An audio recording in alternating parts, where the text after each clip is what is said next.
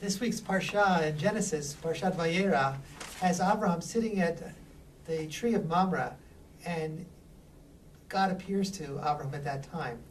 The rabbis say that God was visiting him as he was recovering. And then he's approached by three angels, and the text simply shifts from God's presence with Abraham to Abraham attending the angels and taking care of them, and with Sarah offering hachnasat orchim, hospitality.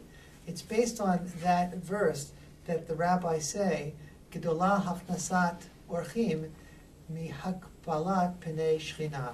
Greater is the mitzvah of welcoming the stranger and caring for them and providing for them than is welcoming the divine presence. It's an extraordinary statement to say that our responsibility to take care of the needs of those who are before us comes even before our relationship, if God is even standing right before us. Well, that was in the desert where a person who was without food could die right in front of us.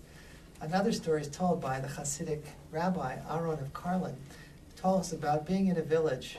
There are no other Jews, and it's in the middle of winter, and he and his entourage arrive at a home.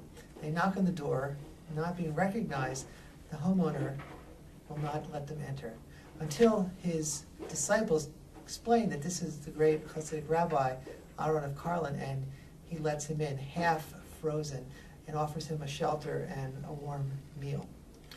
Rabbi Aaron of Karlin finally understands the verse which the rabbi used to describe today's parsha, and says, I understand that verse even better, that greater is taking care of those who are in need than is welcoming the divine presence.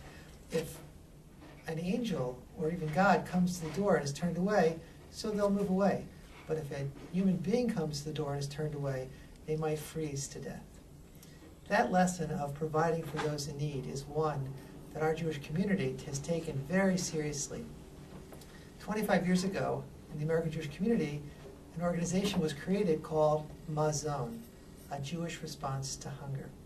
This week, Mazon is celebrating its 25th year. It was created through the vision of Leonard Fine, who came up with the idea of encouraging people to give 3% of what they spend on parties for bar mitzvahs, b'nai mitzvah, for weddings, other celebrations to address the issue of hunger. At this point, Mazon is giving $4 million in grants a year to more than 300 organizations in the United States and in Israel as well that address issues of hunger: food banks, food shelves, advocacy groups combating hunger.